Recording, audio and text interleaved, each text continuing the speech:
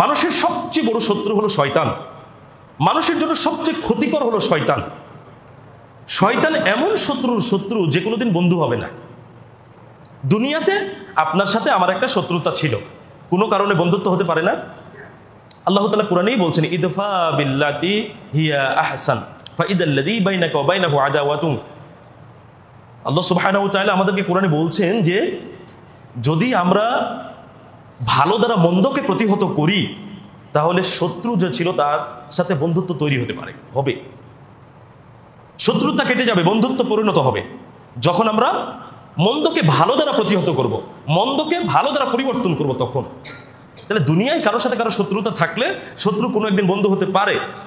মক্কার কাফির মুশরিকরা মুহাম্মদ সাল্লাল্লাহু আলাইহি ওয়াসাল্লামের প্রথমে শত্রুই ছিল, পরে কি হয়েছে?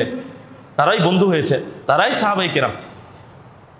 তো মানুষের সাথে মানুষের এটা হতে পারে, কিন্তু শয়তানের সাথে মানুষের যে সম্পর্ক কোনোদিন বন্ধুত্বের সম্পর্ক হবে না, ও চিরশত্রু। কিন্তু মানুষ তো বুঝেও অবুঝ, মানুষ বুঝেও অবুঝ। আমি বলি কি, শত্রুকে পাহারা দেওয়া অনেক সহজ, বন্ধুকে পাহারা দেওয়া অনেক কঠিন। বন্ধুর রূপ ধারণ করে কাছে এসেই ক্ষতি করে, কিন্তু যাকে আমি শত্রু জানি যে আমার শত্রু, তাকে কি নিজের গোপন বিষয়গুলো আমরা বলি? কেন বলি না? আমি জানি ও শত্রু, ক্ষতি করবে। এটা দুনিয়াবী ক্ষেত্রে, মানুষের ক্ষেত্রে খুব সহজে বুঝলাম। অথচ আল্লাহ সুবহানাহু ওয়া তাআলা শয়তানের ব্যাপারে স্পষ্ট ভাষায় জানিয়ে দিয়েছেন যে শয়তান তোমাদের প্রকাশ্য শত্রু। এরপরেও শয়তান থেকে আমরা সতর্ক নই। শয়তান এমন এক শত্রু যে মানুষকে তার সাথে জাহান্নামের সঙ্গী করতে চায়। সে কখনো মানুষের কল্যাণ করবে না। তাহলে এই শয়তানকে যদি কেউ বন্ধুরূপে গ্রহণ করে আর এই অবস্থায় যদি মারা যায়, তাহলে এটা হবে তার জন্য আক্ষেপ, আফসোসের কারণ। আল্লাহ সুবহানাহু ওয়া তাআলা সূরা আয-যুখরুফ ৩৮ নম্বর আয়াতে বলেছেন, হাত্তা ইযা জাআনা, অবশেষে যখন সে আমাদের নিকট আসবে, ক্বালা, সে শয়তানকে বলবে, ইয়া লাইতা বাইনি ওয়া বাইনাকা বু'দাল মাশরিকাইনি, হায় আমার ও তোমার মধ্যে পূর্ব ও পশ্চিমের ন্যায় ব্যবধান থাকতো। তার মানে যেই মানুষটি শয়তানকে বন্ধুরূপে গ্রহণ করেছে, বন্ধু কি দূরে থাকে না কাছে থাকে?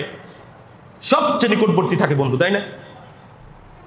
সে যখন শাস্তির সম্মুখীন হচ্ছে কিয়ামতের দিন, তখন সে বলছে, হায় আজ তোমার আর আমার মাঝে যদি পূর্ব ও পশ্চিমের ন্যায় ব্যবধান থাকতো, অর্থাৎ শয়তানের সাথে যদি দূরত্বটা তৈরি হতো, ফাবিসাল করিন, সুতরাং সহচর, এই সহচর অর্থাৎ শয়তান কতই না নিকৃষ্ট।